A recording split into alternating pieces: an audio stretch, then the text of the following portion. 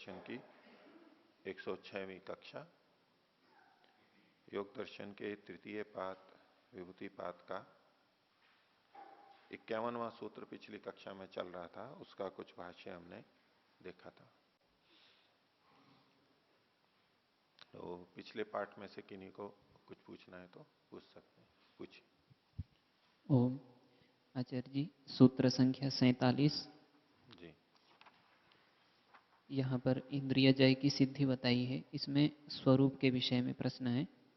यहाँ पर लिखा हुआ है स्वरूपम पुनः प्रकाशात्मनो बुद्धि सत्वस्य सामान्य विशेषयो।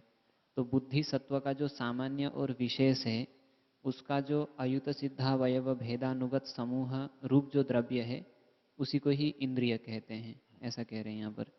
लेकिन इंद्रियां तो वैसे अहंकार से बनती हैं, ऐसा सुनते हैं। अहंकार से बनती हैं, ठीक है, लेकिन बुद्धि सत्व उससे यानी महतत्व से फिर अहंकार बनता है और अहंकार से फिर परंपरा से। इन्होंने बुद्धि सत्व का यहाँ पर लिखा है। इससे कुछ लोग अहंकार भी लेते हैं। यहाँ पर सांख्य के अनुसार या बुद्धि तत्व मतलब अहंकार का ग्रहण है, और नहीं तो परंपरा से ही मानना पड़ेगा, और कोई उपाय नहीं है हमारे पास में इसके लिए। अहंकार के लिए तो फिर आगे अस्मिता है ही, तेषाम तृतीयम रूपम। हाँ, ये रूप, ये बात ठीक है। अस्मिता तो उसको ठीक है, उसका वो कारण हो गया, सूक्ष्म रूप हो गया। और स्वरूप में मतलब यहाँ बुद्धि सत्व को सीधा नहीं कहना चाह रहे। बुद्धि सत्व से ये बने हैं, सत्वर स्तंभ से। सत्वर स्तंभ के जो कि प्रख्या प्रवृत्ति स्थितिशील हैं, ऐसे तत्वों से ये बना है, तो ये भी इन्हीं गुणों वाला है। यही इसका स्वरूप, प्रख्या प्रवृत्ति और स्थिति, इसको। और ये अनेक इनके इनके अयुत सिद्धावयव भेद से बना हुआ है, यानी एक द्रव्य है ये, एक कार्य द्रव्य है, एक द्रव्य है, इसमें ये गुण होते हैं। बस इस रूप में इसका स्वरूप आएगा। ओम आचार्य जी, इसमें एक और प्रश्न है कि जैसे यहाँ पर ग्रहण है, ग्रहण को इन्होंने कहा कि शब्द आदि में जो इंद्रियों की वृत्ति है वो ग्रहण है। ये स्थूल, फिर इससे थोड़ा यहाँ पर जो भी बता रहे हैं, मतलब स्थूल से सूक्ष्म, सूक्ष्म को बताते जा रहे हैं। तो इस दृष्टि से भी अगर देखें तो ये जो अस्मिता है वो स्वरूप की अपेक्षा स्थूल है, लेकिन उसको पहले बताया उस गया। तरह से नहीं है। बुद्धि सत्व जो है ना, स्वरूप में बुद्धि को नहीं बताना चाहते मुख्यता से। बुद्धि सत्व के जो जो कि सामान्य विशेष से युक्त है, उसके युत सिद्धावयव अयुत सिद्धावयव भेद से अनुगत जो समूह है, वो द्रव्य इंद्रिय है। इंद्रिय एक द्रव्य है, अनेक अवयवों से मिलकर के बना है, प्रख्या प्रवृत्ति स्थितिशील है। बस इस रूप में ही इसको लीजिए।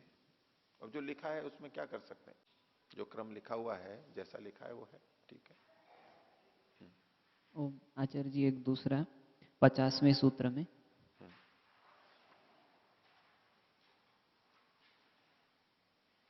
इसमें भाष्य में सबसे कैवल्यम बोल के लिखा हुआ है, उसके बाद में तदेतेषां गुणानां मनसि कर्म क्लेश विपाक स्वरूपेण अभिव्यक्तानाम। तो इसमें आपने कहा था कि ये जो कर्म होते हैं तो वो चित्त में ही वो सत्वगुण, रजोगुण, तमोगुण में कुछ ऐसी आकृति बन जाती है किसी भी कर्म की, तो उसी रूप में वहां पर संचित रहते हैं। तो इसको थोड़ा विस्तार से बताएं। देखिए, कर्म इत्यादि जो भी मन में है, मन में कुछ छाप पड़ रही है, इतना तो है। और मन बना हुआ है सत्वर स्तंभ से। अब उसमें ऐसा क्या हो गया कि ये छाप पड़ गई। अब हम जैसे कागज पे लिख देते हैं, वो तो एक लिखावट होती है ऊपर से। हम किसी नए द्रव्य को यानी स्याही को उसके ऊपर अंकित करते हैं और वहां कुछ लिखने में आ जाता है, ऐसा। तो चित्त जो सत्वर स्तंभ से बना है, वहां ऐसा क्या होता है कि ये अंकन होता चला जाता है। कर्माशय का अंकन है, संस्कारों का अंकन है, और फिर जब भोग होते हैं, सुख दुख होते हैं, तब वहां पर क्या होता है, तो वो सारा का सारा सत्वर स्तंभ के अंतर्गत ही होता है। उस बात को यहां कहना चाहते हैं कि इन गुणों का, कैसे गुण हैं, जो मन में क्लेश कर्म विपाक के स्वरूप से अभिव्यक्त हुए हैं। सत्वर स्तंभ तो वहां पर पहले से थे, अब वो इस रूप में अभिव्यक्त हो गए हैं कि उनसे कर्माशय की प्रतीति हो रही है कि ये इसका ये कर्माशय है। यानी उसकी लिखावट ही कुछ ऐसी है कि सत्वर स्तंभ का कुछ विशेष प्रकार का उभार वहां पर अभिव्यक्ति हो रही है। उससे पता लगता है कि ये यहाँ पर ये कर्म हुए हैं इसके। विपाक में भी जब अनुभूति होती है सुख दुख की, अनुकूलता प्रतिकूलता की, वहां भी सत्वर स्तंभ का कुछ विशेष प्रकार का उभार होता है, वो कहलाएगा। और संस्कार भी जब बने हैं, छवि बनी है, हम जो पिछली स्मृति कर लेते हैं सब चीजों की, पांचों विषयों की, शब्द स्पर्श रूप रस गंध की, घटना की, जिसमें कि देश और काल निमित्त ये सब भी जुड़े हुए रहते हैं, ये सारी चीजों की जो हम स्मृति करते हैं, वो वहां क्या हो रहा है, तो वहां भी वो सत्वर स्तंभ का ही की ही एक प्रकार की अभिव्यक्ति है। संस्कार रूप में है तो संस्कार से वृत्ति रूप में आ रहे हैं, तो हो सब कुछ सत्वर स्तंभ में ही रहा है, वो कुछ अतिरिक्त नहीं है। जैसे कि बादल में हम ऊपर देखें, जब छोटे मोटे बादल होते हैं या गहने भी होते हैं, तब उसमें कभी ये रंग रूप दिखाई देता है, कभी वो रंग रूप दिखाई देता है, कभी ये आकृति दिखाई देती है। कैसे बनती है वो? उसमें कोई जाकर के चित्रकारी करता है, लेखन करता है, कोई कुछ नहीं करता है। होता क्या है वहां पर? भाई भाप के कण हैं, जल के कण हैं छोटे छोटे, उसकी मोटी परतें हैं, हवाएं चल रही हैं, कहीं कोई तेजी से इधर चला जाता है, कहीं यहां हल्का चला जाता है, कभी विपरीत भी चलती रहती है, ऊपर अलग और नीचे अलग, और कोई थोड़ा स्थिर है और कोई ऊपर है, कहीं तेज हवा चल रही है, अलग अलग परतों में। और उन भाप के कणों में ही ऊंचा नीचापन होने से, इकट्ठे होने से हमारे को अलग अलग रंग रूप आते रहते हैं। कुछ अंतर पड़ता है क्या उसमें? उन्हीं की तो अभिव्यक्ति है, वो कुछ ऐसे ऐसे होते रहते हैं। इसी तरह से आप यूं समझिए कि वो एक आजकल वो चित्र वगैरह आते हैं ना, वो दूरबीन में लगा के बच्चों को दिखाते हैं गोल गोल, जिसमें पहले चूड़ियों के टुकड़े डाल देते थे वो अलग अलग रंग के, और उसको यूं घुमाते जाओ, हर बार नया नया नया नया चित्र डिजाइन आता रहेगा कुछ ना कुछ। इसी तरह कुछ आजकल वो भी चक्के भी आते हैं जिसपे यूं यूं घुमाओ, हर बार कुछ ना कुछ नया नया नया नया आता रहेगा, उसी में से आता रहेगा, अलग से कुछ नहीं हो रहा है, उसी में ही बस वो ऐसे बदल रहे हैं कि अलग अलग अंकन होता चला जा रहा है विशेष प्रकार का। वो अस्थिर होता है, ये स्थिरता को प्राप्त रहता है। तो सत्वर स्तंभ में ही ऐसा परिवर्तन होता है। एक वो और स्लेट आपने देखी होगी बच्चों की, पहले अभी भी पता नहीं आती होगी, एक होती है जो नीचे काला काला होता है, उसके ऊपर एक मैजिक, वो मैजिक स्लेट कह लो उसको, जादुई, उस पर एक प्लास्टिक की पन्नी रहती है, और एक होता है, उससे दबाते हैं, तो दबाते हैं तो नीचे जो नरम रहता है वो उतना भाग चिपकता चला जाता है उसमें, और काला वो दिखने लग जाता है कि भाई ये लिखा हुआ है। फिर उसमें एक डंडा सा होता है, उसको यूं खींच देते हैं, वो मिट जाता है बस अंदर से। मिटता है क्या? वो पर उसकी प्लास्टिक की परत को उससे अलग हो जाती है, तो वो वापस फिर सामान्य हो जाता है। फिर उस पर लिख दो, फिर वैसा का वैसा हो जाता है। तो इसमें कुछ नई चीज तो नहीं डाली जा रही है, जो है उसी में कुछ ऐसा परिवर्तन हुआ, ऐसी अभिव्यक्ति हुई कि वहां पर लेखन हो गया। तो कुछ इस तरह से आप समझ सकते हैं कि मन के अंदर संस्कार बनते हैं तो कैसे बनते हैं। अभी तक सामान्य क्या सुनते हैं हम, कोई छाप पड़ती है, छाप पड़ती है तो छाप जैसे कि कपड़े के ऊपर कोई छापा मार दे, रंग करते हैं ना, छापा होते हैं अलग अलग सांचे करके रंगाई करते हैं, ऐसे ऊपर से कोई एक इंप्रेशन है तो इंप्रेशन ही, छाप ही है, लेकिन वो छाप बाहर से कोई चीज आकर के वहां लग गई, चित्रकारी जैसा कुछ हो गया, ऐसा है क्या है वहां पर? कर्माशय बना हुआ है तो वो कर्माशय कैसे बना हुआ है? संस्कार छपे हुए हैं तो कैसे हैं? संस्कारों से जब वृत्तियां उठती हैं तो वहां क्या होता है आखिर? इसी तरह से भोग जब होते हैं तो क्लेश कर्म विपाक, और साथ में वृत्तियों को भी ले लीजिए, ये जो इतनी सारी चीजें मन में होती रहती हैं वो हो कैसे रही हैं? तो कई गुणों की अभिव्यक्ति और अनभिव्यक्ति, बस यही होता रहता है। गुणों की अभिव्यक्ति होती है एक दृष्टि से कहा, लेकिन कुछ की अभिव्यक्ति हुई, बाकी अनभिव्यक्त है। कुछ ऐसे अभिव्यक्त हो गए कि बस लिखने में आ गया, बस वैसा का वैसा हो गया, और वो झुके तुम स्थिर हो गए। कुछ क्रियाशील होते हैं जैसे कि वृत्ति के रूप में, वो भाग ऐसा है जो चलता रहता है, बदलता रहेगा बदलता रहेगा, कभी ये उभार कभी वो उभार, कभी इसकी स्मृति कभी उसकी स्मृति। और जो स्थायी संस्कार पड़े हुए हैं वहां कुछ स्थिर स्थिर चीजें हैं जो कि बदलती नहीं होंगी। और कर्माशय भी है, वो स्थिर है तो वो स्थिर बन गया है, जब तक भोगा नहीं जाता है, फिर वो हटता होगा तो वो हटता है। तो ये जो सारा वहां अंदर हो रहा है वो कैसे हो रहा है? गुणों की अभिव्यक्ति है ये। इसीलिए यहां पर कहा तेषाम तेषाम गुणानाम मनसी कर्म क्लेश विपाक स्वरूपेण अभिव्यक्ता नाम चरितार्थता। गुणानाम चरितार्थता कहना तो यही चाह रहे हैं, लेकिन प्रसंगवशात विशेष विशेषण देते हुए एक वो बात बता दी इन्होंने जो कि मन में संदेह रहता है, इस विषय में और कहीं नहीं मिलेगा। ये एक पंक्ति हमारे को संकेत दे रही है कि अंदर चित्त में क्या होता होगा इन सब चीजों के लिए। अब वो चित्त छोटा सा है, अब उसी में बनता रहता है, बिगड़ता रहता है, क्या होता है वहां पर, ऐसा समझ में आता है। पूछिए। सूत्र संख्या 45 के भाष्य में जो ये अंतिम पंक्ति है आकाश के विषय में, तो हर जो भूतों के विषय में ऐसा बता रहे हैं कि जो उनका जो धर्म है उसके विपरीत योगी स्थिति बना रहा है, लेकिन यहाँ पर जो आकाश का जो धर्म बताया जा रहा है उसके अनुरूप इसकी स्थिति बन रही है, तो ये भी उसके विपरीत है। कैसे जी, थोड़ा सा स्पष्ट। देखो, आकाश का गुण क्या है? अनावरण। और उसमें कैसा हो जाता है वो? आवृत का हो जाता है। बिल्कुल विपरीत है, बिल्कुल विपरीत है। जो न ढका जाता हो, ढक नहीं सकता, लेकिन वहां पर वो भी ढकने में आ जाता है, छुप जाता है। जिससे छुप नहीं सकता उससे भी छुप जाता है। जैसे कि अभी वायु है, हम एक दूसरे को देख सकते हैं, खुली जगह है, इसमें भी इस वायु का ऐसा उपयोग कोई कर ले कि वो ना दिखे, विपरीत ही है ये भी। हाँ, और कुछ? ओम। आचार्य जी, 44वें सूत्र में, 47वें सूत्र में, 54 में, 44वां 44वां, हाँ, और 47वां सूत्र में, हाँ, अन्वय अर्थवत्व, हाँ, एक जैसा है, एक जैसा है, भिन्नता क्या है? एक जैसा है, ठीक है, कोई बात नहीं, क्योंकि भूत और इंद्रियां दोनों वैसे ही बनी है, तो उसमें एक रूपता है। अधिकरण अलग रहेगा, यहां पर भूतों के अंदर अन्वय और अर्थवत्ता देखेगा वो, और पीछे से जोड़ करके, और इधर इंद्रियों के अंदर देखेगा, क्योंकि मूल प्रकृति से जो बनते हैं, अहंकार के बाद में 11 इंद्रियां एक तरफ बनती हैं और 5 तन्मात्राएं एक तरफ बनती हैं, 2 विभाग हो गए ना। तो भूतजय में यहां पर वही अर्थवत्ता और अन्वय देखेगा, और इंद्रियों के संदर्भ में भी वो ही देखेगा, जुड़े हुए हैं दोनों से। पूछिए। ओम। आचार्य, सूत्र संख्या 49 में, हाँ जी, बोलिए। इसमें जो सूत्र के प्रारंभ में लिखा है, सत पुरुष अन्यता ख्याति, इसका मतलब सत और पुरुष को अलग अलग देख लेना। हाँ, तो इसकी जगह हम अस्मिता का भाव यूज कर सकते हैं?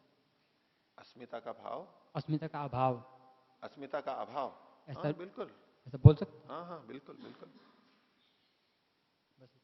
अस्मिता वही तो है, दृग्दर्शन शक्ति हो एकात्मता इव अस्मिता,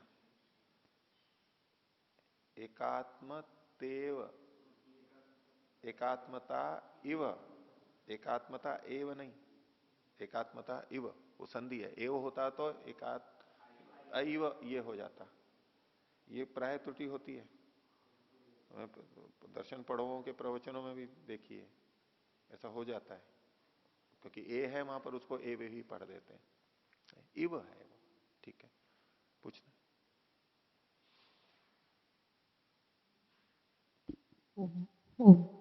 अच्छा जी, 45वें सूत्र की अंतिम पंक्ति, जी, अनावरण जो उसमें आया है, अनावरणात्मके अपि आकाशे भवति आवृत कायः, ये बात हुई।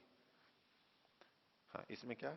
ये पंक्ति स्पष्ट नहीं हुई कि सिद्ध जो है, तो सिद्ध को तो दृश्य होगा ही, वो सिद्धों से कैसे आवृत हो जाता है? हाँ, देखो पहले तो 2 भाग हैं इसके।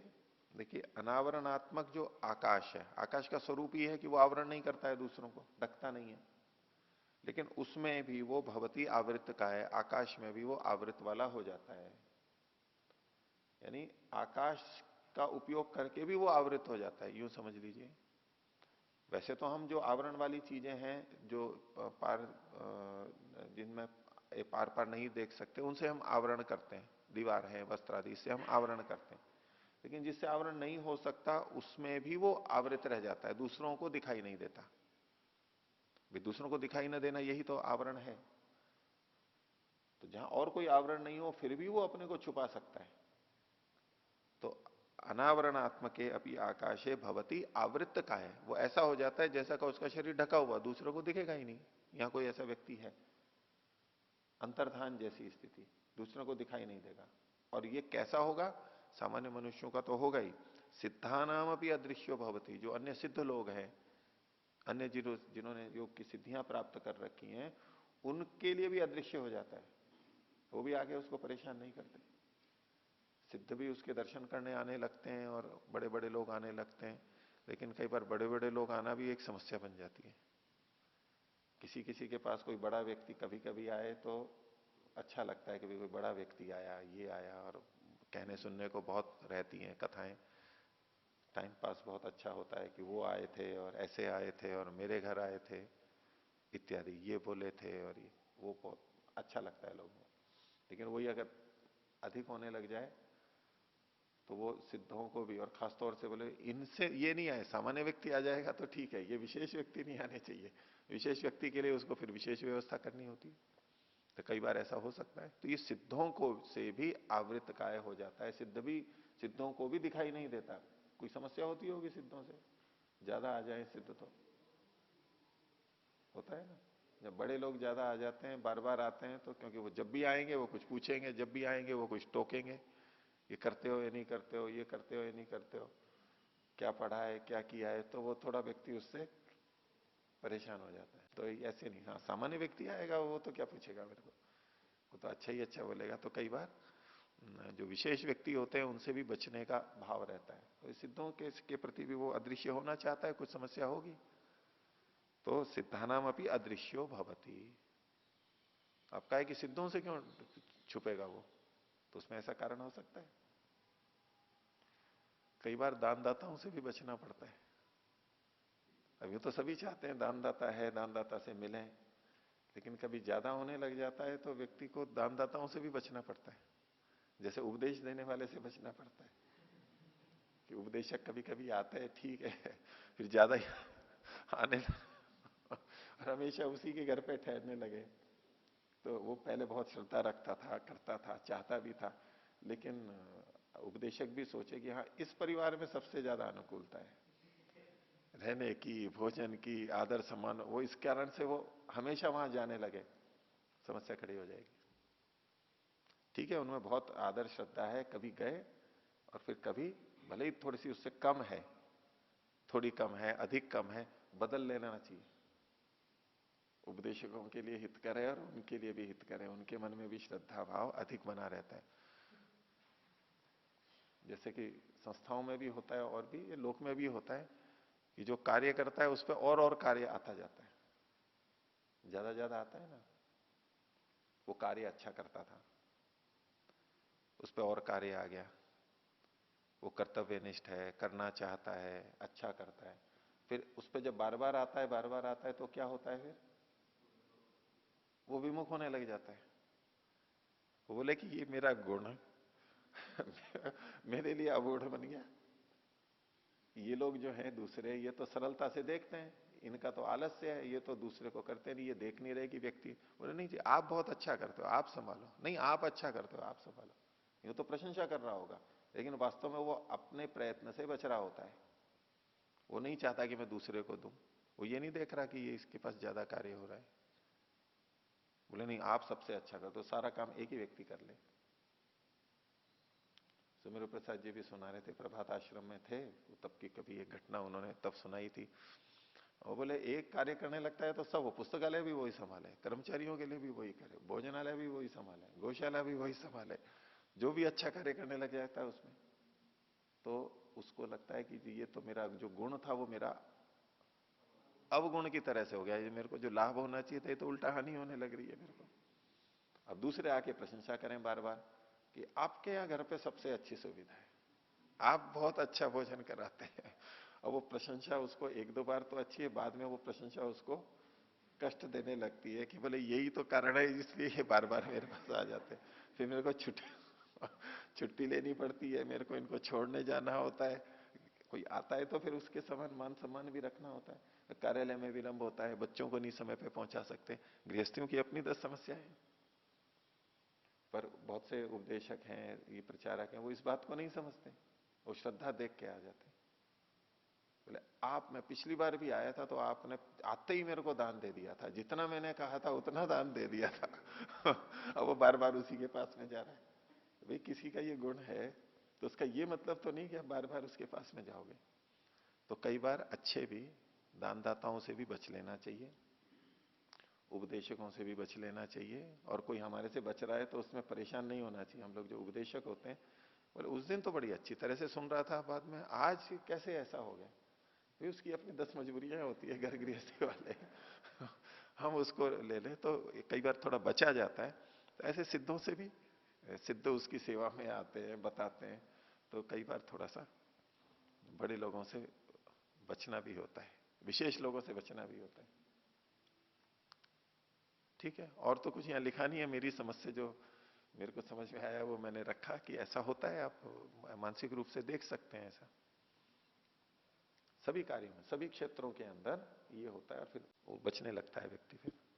फिर हमें बाद में बुरा लगता है कि ये पहले तो ऐसा था, अब धीरे धीरे गलत संगत लग गई है इसको, किसी और का प्रभाव आ गया। ये पहले तो बहुत अच्छे ढंग से बोलता था, अब नहीं वो बोलता, वो कुछ और कारण ढूंढता है, मैं ही खुद कारण बन रहा हूं, ये उसको पता ही नहीं लगता है। ठीक है, और किसी को कुछ? वो 45वें सूत्र में जो 7वीं और 8वीं सिद्धि आई थी, उन दोनों में भेद कैसे देखेंगे और उदाहरण भी कैसे कैसे घटाएंगे? अवश्यत्व तो अपनी इच्छा से है कि जैसा वो चाहता है वैसा कर लेता है, प्रकृति को वो उसके वश में हो जाते हैं, और अन्यों के द्वारा वो वश में नहीं आता है। अच्छा, ईशितृत्व तेषाम प्रभव अप्यय व्यूहानाम इष्टे, तो ये तो ठीक है, ये तो अलग है ही कि ये इनके उत्पत्ति और व्यूहन, इनके नाश में समर्थ हो जाता है। बस केवल इतना, निर्माण से संबंधित, निर्माण, संरचना और उसका विनाश, विघटन। जैसे कि कोई लकड़ी का कार्य करता है तो कुछ भी लकड़ी को जोड़ के बना देता है और हटा के देता है तो तोड़ देता है। निर्माण और उसका ध्वंस, ऐसे वस्त्र आदि और इन अन्य चीजों को घर आदि पे जैसे लगता है, ऐसे भूतों का ये हो गया। और दूसरा कि ये प्रकृति यानी भूत तो उस आदमी के लिए उसी रूप में, जैसा उसको चाहिए उस रूप में प्रस्तुत हो जाते हैं, अनुकूलता से, अनुकूलता से प्रस्तुत हो जाते हैं, जैसा वो चाहता है वैसे हो जाते हैं। अब हमारे शरीर में बहुत सारी चीजें हैं, हम जो खाते हैं तो सबको तो सब चीजें अनुकूल नहीं आती है, प्रतिकूल हो जाती हैं।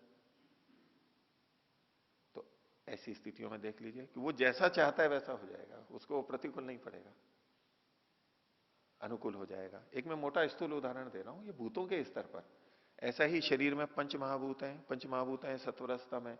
अब वो जैसा उसको चाहिए वैसा, जब उसको सोना है तो सो लेगा। स्थूल उदाहरण दे रहा हूं, ये मत कह देना कि ये तो हर कोई व्यक्ति कर लेता है। इस गुणों के स्तर पर कि वो सत्वर स्तंभ को ले लीजिए, भूतों को ले लीजिए, जिस महाभूत की न्यूनाधिकता है वैसा हो जाएगा। जब हमारे शरीर में बहुत सी ऐसी क्रियाएं होती रहती हैं जो हम ना चाहते हो तो भी होती रहती है। आजकल कैंसर का बहुत हो रहा है, वो कोशिकाएं इस तरह से विभाजित होने लगती हैं कि अति हो जाती है और विकृत हो जाती है और रोग का रूप ले लेती है। अभी हमारे नियंत्रण में नहीं रहा ना, हालांकि अभी भी नियंत्रण में नहीं है, वो तो प्रकृति की व्यवस्था है, ईश्वर की व्यवस्था है, कोशिकाएं ठीक विभाजित होती हैं, बनती रहती है, लेकिन वो फिर अनियंत्रित हो जाती हैं, वो कैंसर का गांठ का रूप ले लेती हैं और फिर फैल जाती हैं और ये सब हो जाता है।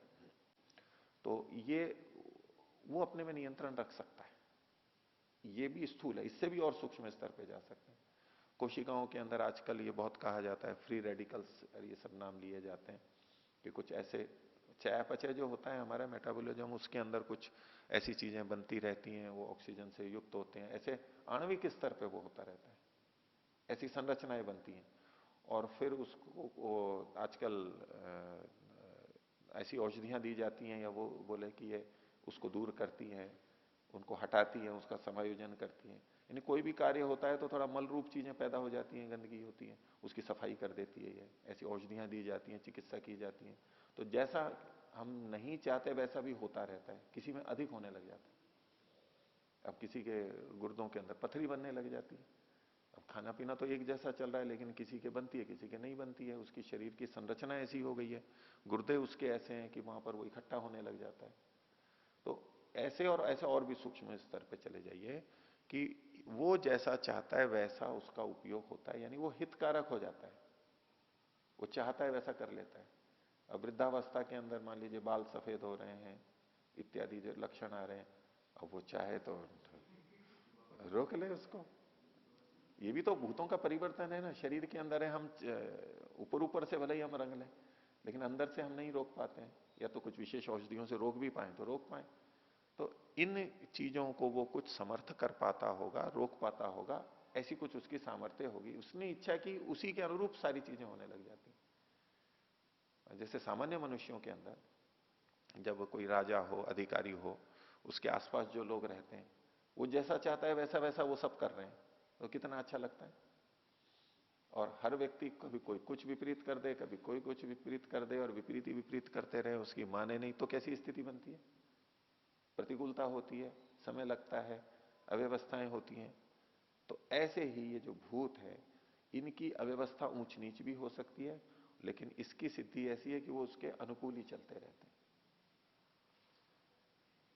ट्रैफिक अनुकूल चल रहा हो बिल्कुल ठीक नियमों से तो बहुत अच्छा लगता है, और उसी में उल्टा सीधा हो रहा हो तो वही चलता हुआ हमारे लिए विपरीत हो जाता है, उसके अनुकूल चलता रहता है। बोलिए। तो इसमें उसका कुछ प्रयत्न तो होता होगा, इच्छा मात्र से तो हो नहीं सकता, क्योंकि फिर नहीं, इच्छा मात्र से होगा, उसका सत्य संकल्पता है, वो तो इच्छा ही करेगा। आपका प्रश्न ये है कि इच्छा मात्र से तो हो नहीं सकता, प्रयत्न भी चाहिए। प्रयत्न तो होगा, दूसरे करेंगे। राजकुमार होता है, वो इच्छा मात्र करता है, मेरे को केसर का दूध चाहिए। आदेश, उसमें आदेश आदि तो देना ही पड़ेगा ना। नहीं, आदेश बस उसने कह दिया इतना ही, उसको लाना तो नहीं पड़ा ना। उदाहरण को स्थूल रूप से ही देखो। अब मैं उदाहरण दे रहा हूं, मैं इधर संकल्प है, मैंने कहा मुंह से उसने कहा कि मेरे को ऐसा दूध चाहिए, बोले बोलना तो पड़ा, आदेश तो देना पड़ा, इसको भी प्रयत्न कह रहे हैं। उदाहरण जो कहा जा रहा है उसका मतलब ये है कि केवल बोला ही तो है भाई, इसको तो बोलने की भी देर नहीं है और इसको चीजें उपस्थित हो जाती हैं। जो इच्छा है वो सारी चीजें उपलब्ध है, माता पिता उपलब्ध कराते हैं, या सेवक करा देते हैं, राजा उपलब्ध करा देता है। ऐसे सारी चीज जो इच्छा करे वो सारी चीजें। प्रधानमंत्री कहे मेरे को ये खाना है, राष्ट्रपति कहे कि मेरे को इस चीज का रस लेना है, इतनी बजे लेना है, सारी चीजें आ जाती है ना। इसको ऐसा कहेंगे। अब यूं तो इसने संकल्प किया है, मैं भी कह दूंगा कि नहीं संकल्प कर रहा है ना, पुरुषार्थ कर रहा है। मैं ये उत्तर देता तो आपको आ जाता संतोष। आपने जो कहा ना ये कि कुछ करना तो पड़ा ही नहीं, मैं कहता नहीं सत्य संकल्प तो करना पड़ा, ये प्रयत्न किया ना। उतना तो कहा ही नहीं। उसको आप नहीं मान रहे हो ना, उतने किए वे को। ऐसे ही स्थूल उदाहरण में उसने कहा ही तो है, बाकी सब घोट पीट के लाना, उबाल के लाना, बादाम को घिसना करना, ये जो सब लेकर के आया है कोई अच्छा दूध बना करके, ये तो नहीं करना। ऐसे संकल्प तो करना ही पड़ेगा, इतना तो, इतना भी नहीं करेगा तो क्या है। अब ऐसी तो कोई सिद्धि नहीं बताई है कि वो संकल्प भी ना करे और फिर भी उसको हो जाए। ठीक है, वो भी हो सकता है, और परमात्मा की व्यवस्था दूसरे उस तरह से होने लगता है। ठीक है, विपरीत तो जाएगा, जैसे कि आगे जो पंक्ति की न च शक्तो पदार्थ विपर्यासम करोति। ये पंक्ति ध्यान देने योग्य है। न च शक्तो पदार्थ विपर्यासम करोति, विपरीत नहीं करता है, विपरीत नहीं करता है, पदार्थ का विपर्यास नहीं करता है। उसको समर्थ होते, समर्थ मतलब है कि वो वास्तव में कर भी नहीं सकता है। बात तो ये है, शक्ति तो है उसमें, ये अपने इच्छा अनुसार इनका प्रयोग कर सकता है, करता है, लेकिन वैसे विपर्यास नहीं कर सकता है। प्रकृति के नियम आप कह सकते हैं कि जैसे कि कोई नियम पे चलने वाला व्यक्ति हो, कार्यालय में फाइलें रखी हैं, ये रखी हैं, बोले उसके पास ताकत है कि वो कुछ भी कर सकता है, बड़ा अधिकारी है, वो चाहे तो उसको गलत चीज को भी अनुमति दे सकता है, दे देता है, लेकिन वो देगा नहीं। उस तरह से आप कीजिए, क्योंकि उसका नियम है और उसके अनुसार चल रहा है, वो गलत नहीं करेगा। सामर्थ्य तो बढ़ गई है, लेकिन वो पदार्थ का विपर्यास नहीं करेगा। और उसको आप कहो कि जल को अग्नि बना देगा, अग्नि को जल बना देगा, उस तरह से वो चीजें तो जो संभव ही नहीं है उनको तो हटा ही दो। जो हो भी सकती हैं तो गलत नहीं करेगा, समर्थ होता हुआ भी पदार्थ विपर्यास तो नहीं करेगा। तो एक तो है कि समर्थ होता हुआ पदार्थ विपर्यास नहीं करेगा, इतना तो समझना ही है। अब दूसरा शक्त वाला हटा लीजिए, वो पदार्थ विपर्यास नहीं कर सकता, ये भी हम इसमें से निकाल सकते हैं। पदार्थ विपर्यास नहीं कर सकता, सृष्टि क्रम के विपरीत नहीं कर सकता है, वो करेगा तो सृष्टि क्रम के अनुकूल ही। ये भी इसके साथ जुड़ी हुई बात। हाँ, जैसे जो उदाहरण दिए अभी बाल आदि का या कोशिका आदि का, तो उसमें तो ईश्वर की व्यवस्था से अनुकूल हो ही रहा था, जिस तरह सफेद होना, तो फिर इच्छा करके रोक रहा है, तो विपर्यास तो उस तरह होगा ना? नहीं, ये विपर्यास नहीं है, रोका जा सकता है। ये तो चिकित्सा की जा सकती है। यूं तो रोग आ गया बोले औषधि मत लो, ये तो पर ईश्वर की व्यवस्था से रोग आया है और उसको हम विपरीत करेंगे तो ईश्वर की आज्ञा के विपरीत होगा, ये तो औषधि लेना। ऐसा नहीं, चिकित्सा के लिए क्या रखा है, उन उदाहरणों पे जाकर के मत अटको अभी, उसमें तो आप 10 प्रश्न और यूं भी उठा लोगे। उदाहरण में जो बात जितनी कही गई है समझाने के लिए बस उतना ही अंश लेना है। उदाहरणों को लेकर के नए नए प्रश्न खड़े करेंगे, वो विषय नहीं है हमारा। ठीक है, आगे देखिए।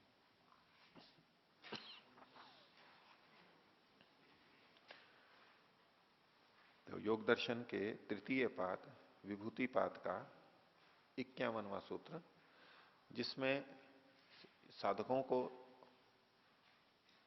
पतन से बचाने के लिए, विशेष रूप से जब सिद्धियां आ जाती हैं तो पतन से बचाने के लिए क्या सावधानी रखनी चाहिए, उसकी तरफ ये संकेत है कि स्थानीय के द्वारा निमंत्रण होने पर, उपनिमंत्रण होने पर, समर्थ व्यक्तियों के द्वारा निमंत्रण होने पर संग और स्मया अकरणम।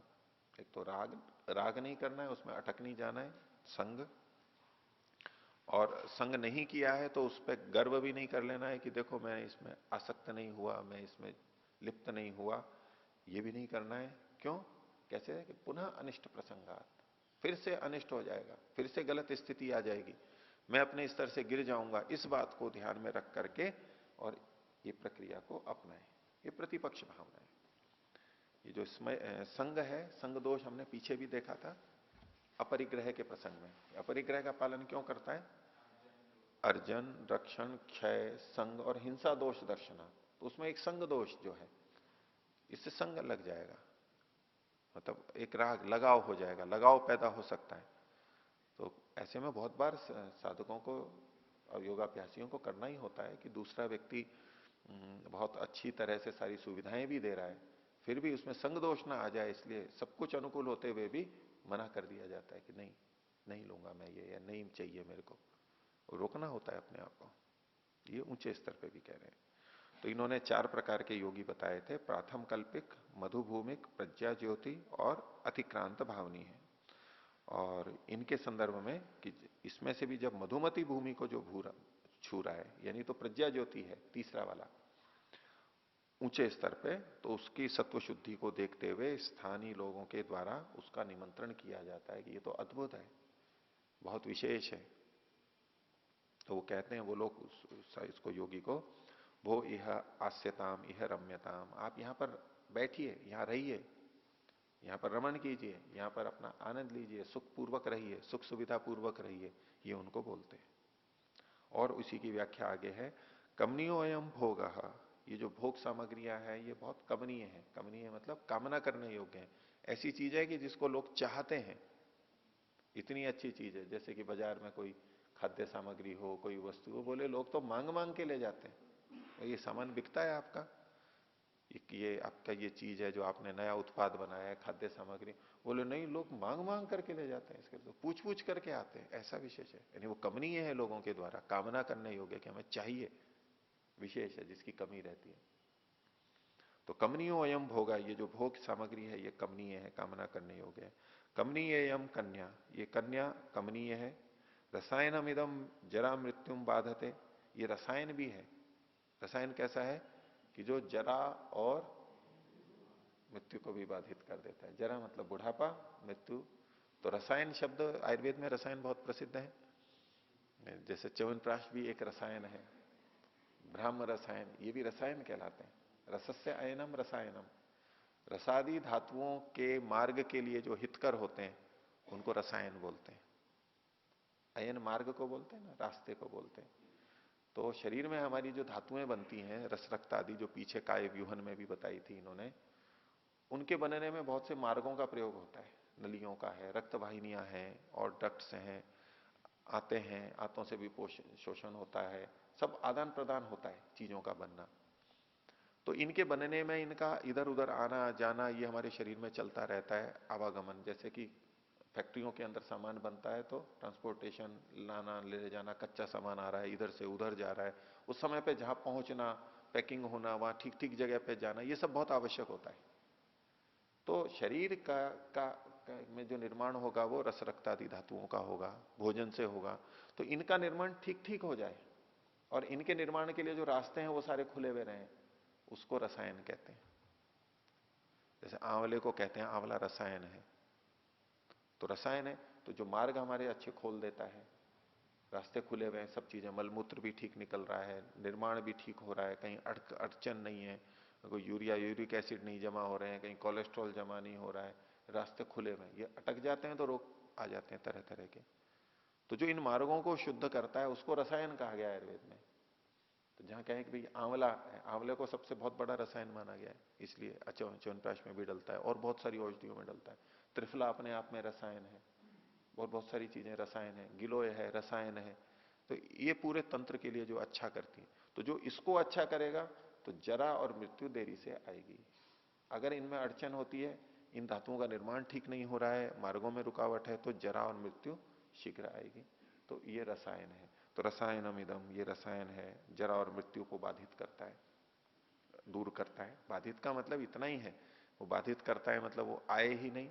ठीक है, जरा के लिए कह सकते हैं एक सीमा तक, लेकिन फिर भी तो आती है। बाधित करता है मतलब उसको देर से आने देता है, वो जल्दी नहीं आती है, विलंब से आती है। वही हायसम इदम यानम, ये जो यान है ये वही हायस है, यानी तो आकाश में जाने वाला यान है। ये जो वाहन है, व्हीकल है, ये कैसा है, ये आकाश में भी चला जाता है। ऐसी कार है कि ऊपर भी उड़ के जा सकती है, हेलीकॉप्टर है, ऐसे देखो साधन आपके लिए उपलब्ध है। अमी कल्प द्रुवाहा, ये जो है ये कल्प द्रुम है।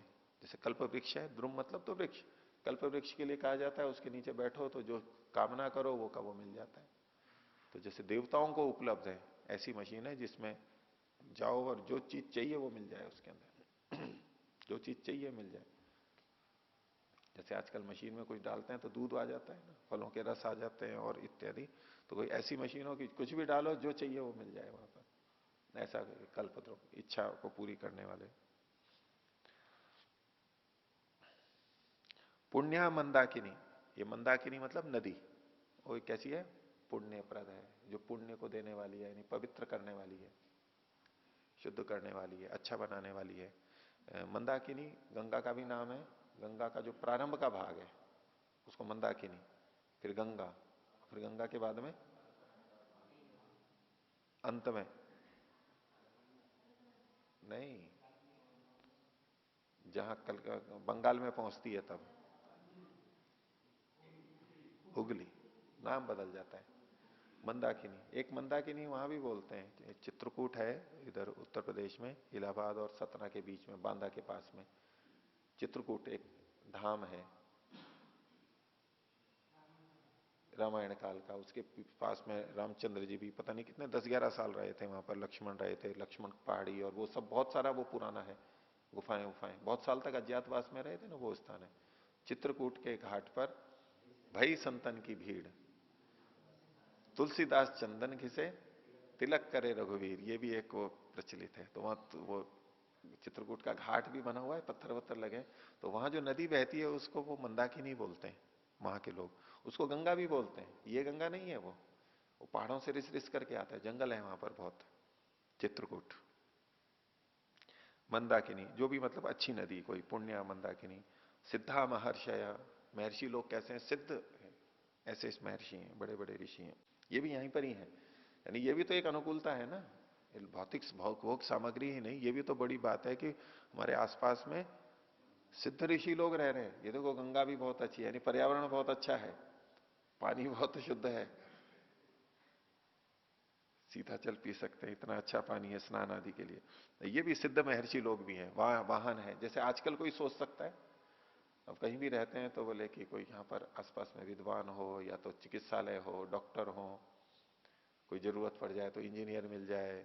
ये जो हम सब साधनों की सोचते हैं ना, ये भी हो, दूध वाले भी हैं और जूते चप्पल ठीक करने वाले भी हैं।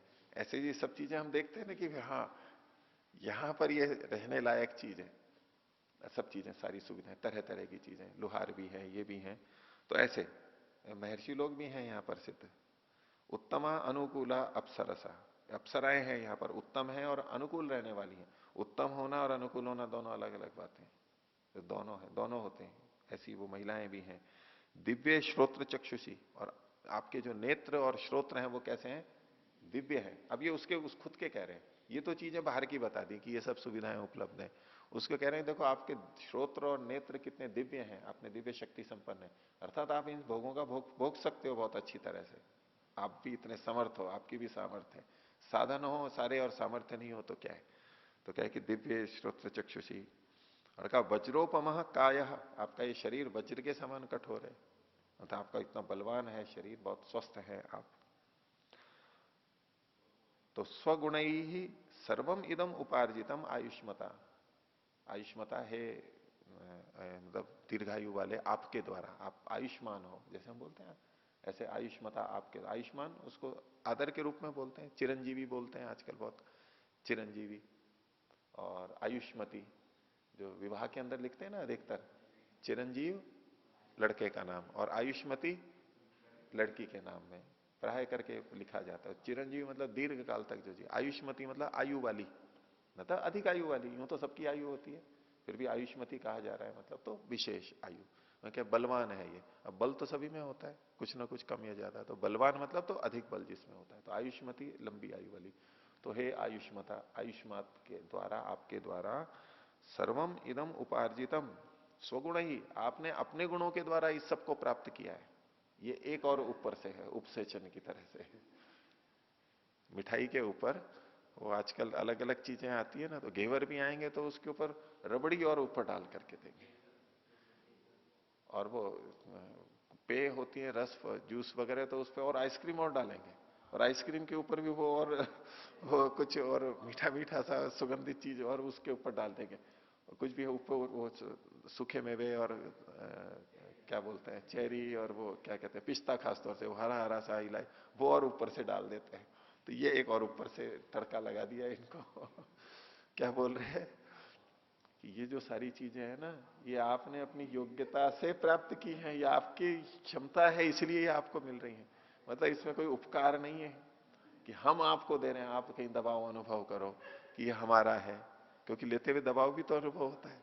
दूसरा कह रहा है कि ये सब लो, खूब आओ आप लो, उसको पता है कि ये सेवन करेंगे ये देगा तो कहीं ना कहीं इसका भुगतान भी करना पड़ेगा भाई, अभी नहीं तो आगे दूसरे रूप में होगा, कुछ ना कुछ तो लेन देन करना ही पड़ता है, कीमत तो चुकानी पड़ती है।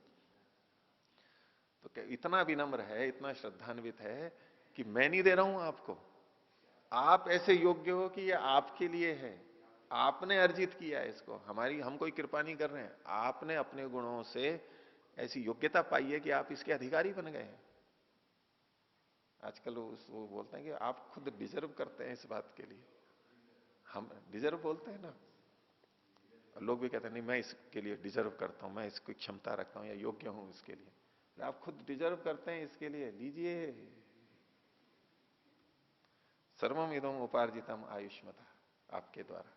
जो कोई घर गृहस्थी वाले होते हैं वो कोई कहने लगे, बोले नहीं जी ये बोले इतनी सुख सुविधाएं नहीं मेरे को नहीं चाहिए, कोई साधु संत जाए, तो बोले नहीं जी आप तो योग्य हो, आपके लिए तो होना ही चाहिए ये। बोले जी नहीं आपको जाना चाहिए, हवाई जहाज से जाना चाहिए, नहीं नहीं मैं इतना खर्चा नहीं करता और मैं तो अपने साधन, नहीं आप योग्य हैं, आप जैसे व्यक्ति हवाई जहाज में नहीं बैठेंगे तो कैसे चलेगा, आप योग्य हैं इसके। बोले रेलवे स्टेशन से आना है तो बोले कार भेज देंगे, बोले नहीं मैं ऑटो रिक्शा से आऊंगा, नहीं नहीं आपके लिए तो कार जरूरी है, आपके लिए तो होनी चाहिए, आप ऐसे योग्य हो, उसके ऊपर कह करके डालते अपने जाल में फंसाने के कई तरीके होते हैं लोगों के, ये भी वही चल रहा है उसको, तो ऐसे जाल में मत फंस जाना, यही सावधानी किया जा रहा है, ये इस स्तर पे किया जा रहा है, अपने छोटे स्तर पे भी ये चीजें होती रहती है।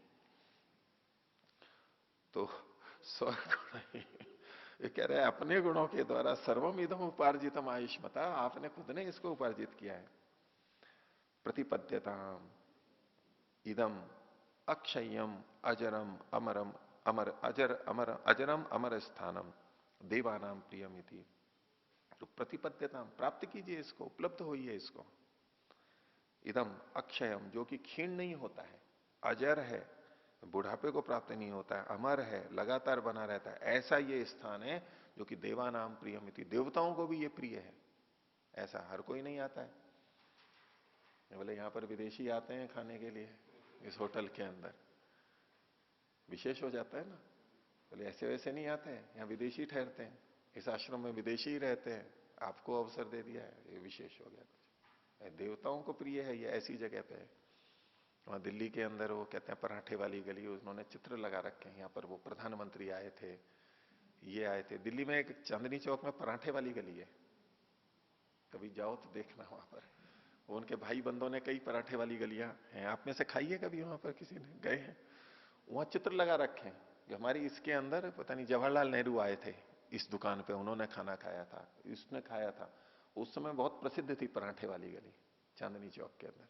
आज भी वहां विशेष पराठे बनते हैं। तो ये वो लोग आए हुए हैं यहाँ पर, ऐसा ये देवताओं को प्रिय है ये सारे भोग, वो हैं।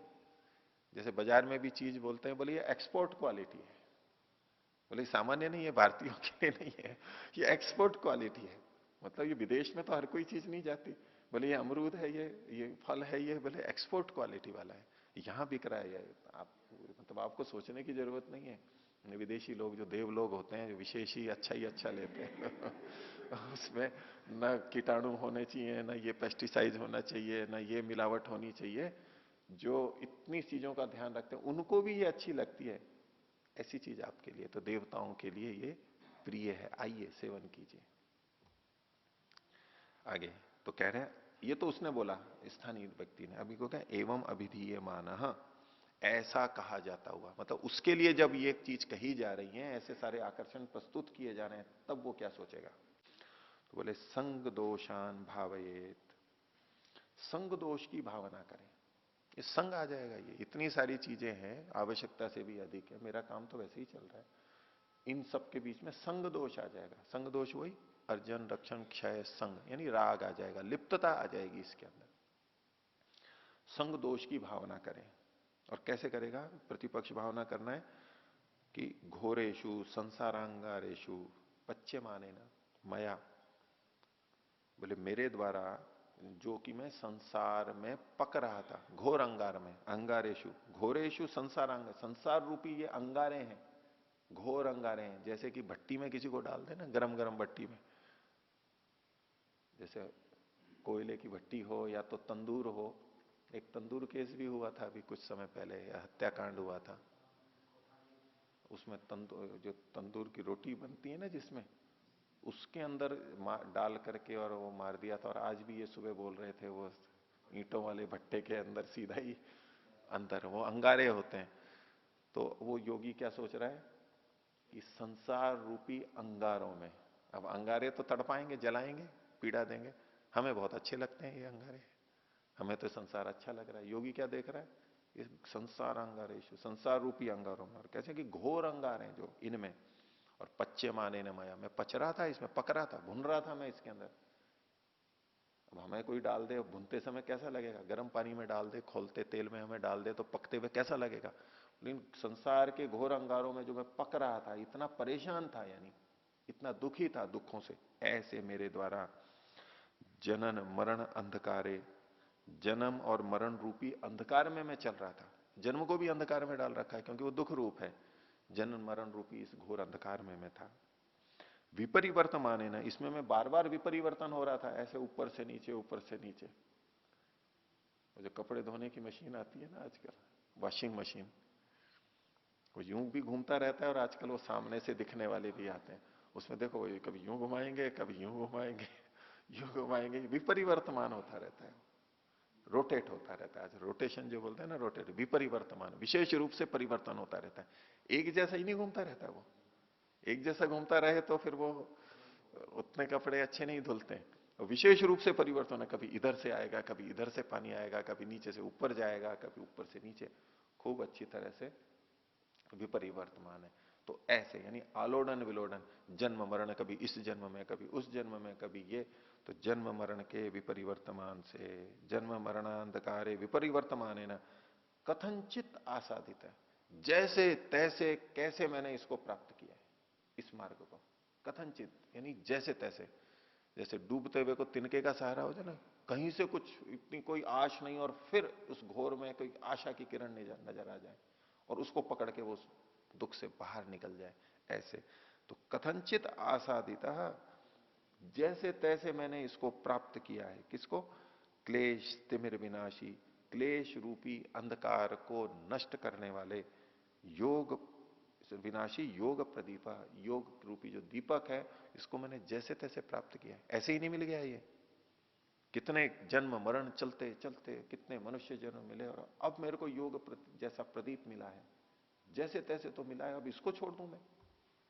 उधर घोर अंधकार में दुखी था और इसके कारण मैं थोड़ा बचा था, अपने आप को दुखों से थोड़ा बचा रहा था, अब इसको छोड़ दूं मैं? अगर मैं इधर संग दोष करूंगा तो ये भी चला जाएगा, जो मेरा सहारा मिला था इतने कष्ट के बाद, ये भी चला जाएगा। प्रतिपक्ष भावना कर रहा है ये। क्लेश तिमिर विनाशी योग प्रदीपा। आगे, तस्य च एते तृष्णा योनय विषय वायव प्रतिपक्षा। तस्य मतलब इस योग प्रदीप के, और प्रदीप तो मतलब दीपक है, छोटा सा बड़ा कोमल होता है, उस योग प्रदीप के ये जो विषय वायवा है, विषय रूपी जो हवाएं हैं, तृष्णा योन है, जो तृष्णा का कारण है, तृष्णा मतलब लालसा का जो कारण है, ये विषयों वाली जो हवाएं हैं बह रही है ना, ये इसके प्रतिपक्ष है, विपरीत है। कि हवा का झोंका आएगा और दीपक बुझ जाएगा, ऐसे तृष्णा के हैं ये, जो इन्होंने विषय वायवा है। हम भी लोक में बोलते हैं ना, और इसको बाहर की हवा लग गई है। क्या मतलब है बाहर की हवा लग गई है?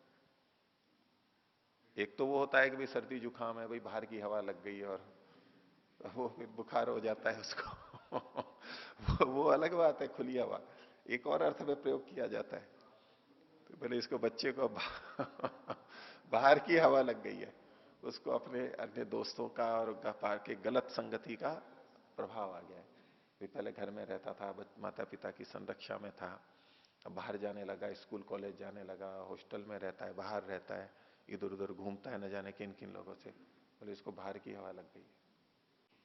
तो खैर मैं उस रूप में बोल रहा हूं आपको कि विषयों के संपर्क में आना, वो भी वायु का, वैसा क्या वैसा यहां पर लिखा हुआ है। तो क्या कहते हैं कि तस्य च एते तृष्णा योनय विषय वायु, विषय रूपी जो ये वायु हैं, और ये इसके प्रतिपक्ष हैं, अत्यंत विरोधी हैं योग के, ऐसे ये है। अब प्रतिपक्ष भावना करना। आगे, स खलु अहम लब्धा लोक कथम अनया विषय मृग तृष्णया वंचित तस्यैव पुनः प्रदीप्तस्य संसाराग्ने आत्मानम ईंधनी कुर्यामा। तो वही मैं, स खलु अहम, वह मैं, ऐसा मैं, जिसको कि ऐसा योग प्रदीप मिला है और ये सब इसके बाधक चीजें हैं। लब्धालोक है, जिसने आलोक को प्राप्त कर लिया है, क्योंकि ये ऊपर की स्थिति में पहुंच गया है, मधुमती भूमि में, वो सोच रहा है, या जितना भी जिसने प्राप्त किया है उतना में, ये जो मैंने प्राप्त किया है लब्धालोक है, मैं कैसे कथम अनया विषय मृग तृष्णाया, विषयों की मृग तृष्णा में, जैसे पानी की मृग तृष्णा होती है, ऐसे विषयों की जो ये मृग तृष्णा है, कि उसको पाता है कि चलो यहां इस विषय में सुख मिल जाएगा, फिर वहां नहीं मिलता है, भोग लेता है, फिर सोचता है और ये देखो वो वहां दिखाई दे रहा है सुख, फिर वहां जाता है कि वहां ऐसे भोग लूंगा, ऐसे खा लूंगा, ऐसे पी लूंगा। ये जो मृग तृष्णा है, यानी मिलना नहीं है पानी, वो सुख मिलना नहीं है जैसा वो चाहता है, लेकिन बढ़ता जाता है, बढ़ता जाता है। तो चैत्य ये विषय मृग तृष्णा या वंचित है, विषय मृग तृष्णा के द्वारा मैं वंचित हो रहा हूं, ठगा जा रहा हूं। जो जल की मृग तृष्णा में जाता है वो ठगाई तो जाता है एक तरह से, तो वहां जाता है वो मिलता नहीं है, फिर जाता है फिर वहां वो मिलता नहीं है। तो मैं ये कैसे, मैं जो मैंने लब्धलोक वाला हूं, इस विषय मृग तृष्णा से वंचित, पहले जो मैं ठगा जाता रहा हूं, योगी अपने पिछले जीवन को देख रहा है कि मैं इन विषय वासनाओं से ठगा जा रहा था, पहले मृग तृष्णा के रूप में ठगा जा रहा था, ऐसा जो मैं ठगा जा रहा था वह तस्सैव पुनः प्रदीप्त, फिर मैं उसी प्रदीप्त संसाराग्नि के में अपने को आत्मानम ईंधनी कुरियाम, मैं अपने को फिर ईंधन बना दूं उसी में। यानी ये जो संसाराग्नि है, संसार की जो अग्नि है, संसार के जो विषय भोग है, उसमें कैसे हैं, जैसे कि अपने को ईंधन बना देना। ईंधन मतलब तो लकड़ी आदि जो कोई चीज है, कोई भट्टी जल रही है और उसमें कोई ईंधन लग रहा है, तो क्या हो रहा है उसका, वो जल के समाप्त हो रहा है, वो खुद अपने आप नष्ट हो रहा है ना, जो ईंधन बन रहा है वहां पर वो अपने आप में नष्ट हो रहा है। इस अर्थ में लेना इसको, उदाहरण को, कि ये जो संसार के विषयों में मैं जा रहा हूं, जा रहा था, इसमें हो क्या रहा था कि मैं ईंधन बन रहा था, सोच तो रहा था मैं भोगूंगा, लेकिन मैंने भोगा नहीं, मैं तो खुद ईंधन बन गया, मैं खुद जल गया, मैं खुद राख हो गया, मैं खुद जीर्ण हो गया।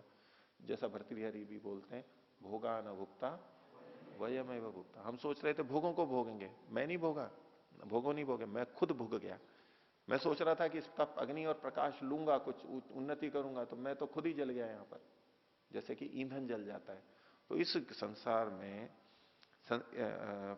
पुनः प्रदीप्त संसाराग्नि, इस संसार रूपी अग्नि का, ये प्रदीप्त अग्नि है, खूब अग्नि है, इसमें अपना आत्मानम ईंधनी कुरियाम, मैं फिर से अपने को ईंधन कैसे बना सकता हूं? यहां पर मैं अपने आप को जलती भट्टी में कैसे झोंक सकता हूं? लोक में ये भी प्रचलन में आता है, अपने आप को जलती भट्टी में झोंक देना। जलती भट्टी के अंदर क्या झोंका जाता है? घास पास झोंके जाते हैं, जैसे इसके गन्ने के पत्ते, और वो एकदम झोंकते हैं, और बुरादा लकड़ी का जो है वो एकदम यूं झोंकते हैं। अपने आप को तो नहीं झोंका जाता है। हाँ, विशेष अर्थों में, अच्छे अर्थों में भी कहा जाता है, इसने तो अपने आप को देश के लिए झोंक दिया, इसने अपने आप को इस कार्य के लिए झोंक दिया, उस भट्टी में अपने को ईंधन बनाया, खुद जल रहा है, वहां भी अर्थ वही होता है, अपने आप को नष्ट करके, अपनी हानि हटा करके भी, हानि सह करके भी ये दूसरों के लिए कर रहा है, इसको अपने आप को झोंकने को कहते हैं। पर यहां ये निंदित अर्थ के अंदर कहा जा रहा है कि ऐसे ही मैं अपने आप को इसमें झोंक दूंगा, इस भट्टी के अंदर, ऐसा मैं नहीं कर सकता। ये प्रतिपक्ष भावना ही। आगे फिर वो कह रहा है दूसरों के लिए, क्या स्वस्ति वह स्वप्नोपमेभ्य कृपण जन प्रार्थनीयभ्यो विषयभ्य, बोले स्वस्ति वह, आप ही का कल्याण हो। अब एक शिष्टाचार है, अब दूसरे ने इतना सब कुछ दिया, सब कुछ प्रस्तुत कर दिया, इतना अच्छा, और उसको हम नकार दें तो कैसा कैसा लगेगा? बुरा लगेगा ना उसको। कई जने इसीलिए ले लेते हैं, भाई ये तो शिष्टाचार नहीं होगा, वो इतना कह रहे हैं और ये कर रहे हैं, इसीलिए तो लोग बाग दिन में कई बार चाय भी पीते रहते हैं, पता है कि उनको हानि कर रही है, एसिडिटी हो रही है, अम्लता हो रही है, फिर भी बोले नहीं कैसे मना करूं चाय, तो मना तो की नहीं जा सकती, व्यवहार रखना है, रिश्तेदार है, अब ग्राहक है, आ रहा है तो चाय पिलानी है, तो पीनी पड़ती है धंधे के लिए, इत्यादि इत्यादि हम करते हैं ऐसा। तो ऐसे में फिर व्यक्ति सोचने लग जाता है कि भाई इतनी आदर श्रद्धा है, इतना सब कुछ दे रहा है, कोई स्वार्थ भी नहीं है, अब नहीं करूंगा तो इसका दिल टूट जाएगा, इसको बहुत बुरा लगेगा। तो शुरुआत की बात लेना अभी मैं, हालांकि दूसरा भाग पक्ष भी है इसका। तो स्वस्ति वह, बोले ये आपका कल्याण हो, आप ही के लिए ये चीजें आपकी, आपको ही मुबारक हो। कई बार कहते हैं दूसरा बहुत अच्छी चीज लाता है कि बोले ये आपके लिए है, आपके लिए, अपने पास ही रखो, आप ही को मुबारक हो, ये आपकी चीज है मेरे को नहीं चाहिए। वो अपनी आफत काटने के लिए आता है, वो मुबारक हो। जैसे कठोपनिषद में नचिकेता थे, कठोपनिषद की कथा भी तो होती रहती है ना, बोले मैं आपको इतनी गाय दूंगा, लीजिए बहुत है, ये गाय आप ही को मुबारक हो, ये दाना आप ही को मुबारक हो। अब ऐसी गाय दे रहे हैं जो दूध जिनका हो नहीं रहा है, बूढ़ी है, अब कुछ कि वो तो अपना बोझ उतार रहा है कि भाई इनकी सेवा करनी पड़ेगी, तो चलो दान भी हो जाए।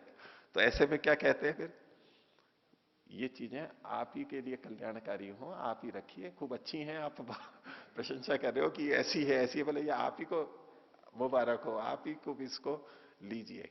तो कह रहे कि स्वस्ति वह, आपका ही कल्याण हो, आप रखिए, आप कह रहे हैं ये इतने कल्याणकारी हैं, रखिए, आप लाभ उठाइए इनका। पर साथ में एक कटु बात भी कह रहे हैं, स्वस्ति बात स्वप्नोपमेभ्य, ऐसी चीजें जो स्वप्न के समान है। अब स्वप्न के समान में प्रशंसा निंदा दोनों ले सकते हैं। इस स्वप्न में हम वो चीजें देख लेते हैं जो कि हम सामान्यतया नहीं देख पाते, हमारे लिए अनुपलब्ध होती हैं। तो जो अनुपलब्ध चीज भी उपलब्ध हो जाती है उसको कह देते हैं कि भाई ये तो स्वप्नोपम है, ये तो स्वप्निल संसार है, ये तो जैसे स्वप्न, जैसे ड्रीम की तरह से हो गया, स्वप्न की तरह से। ऐसे ऐसे बच्चों के खेल खिलौना के ऊपर ऐसी रचना कर देते हैं कि जैसे कि वो स्वप्न वाले हों। तो स्वप्नोपम में जिसकी स्वप्न में भी कल्पना नहीं कर सकते, या स्वप्न में जिनकी कल्पना कर सकते हैं, ऐसी ऐसी चीजें आपने बताई हैं, आपको कल्याणकारक हो। लेकिन साथ में क्या कहा, कृपण जन प्रार्थनीय है, ये किन लोगों के द्वारा प्रार्थना चाहने योग्य है, ये जो कृपण है। कृपण से वो उपनिषद में भी आया था वेदारण्य के अंदर।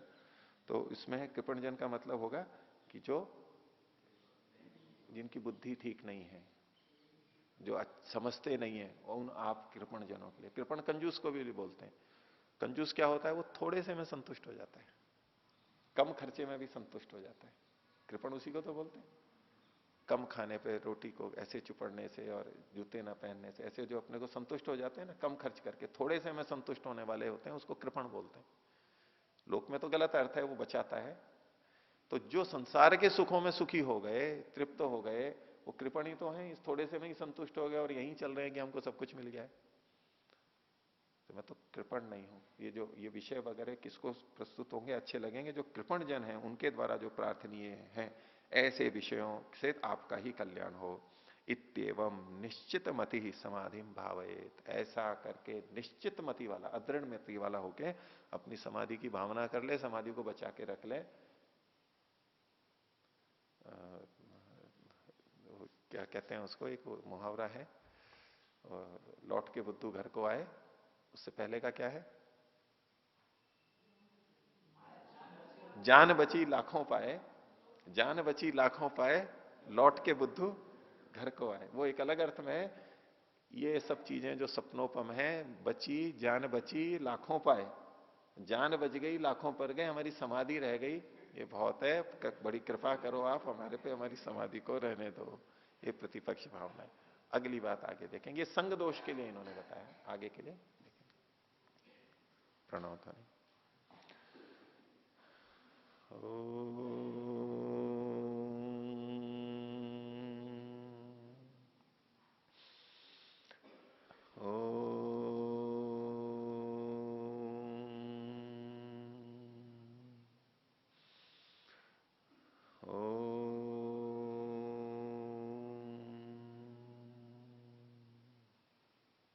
सभी को साधारण हो जाता है।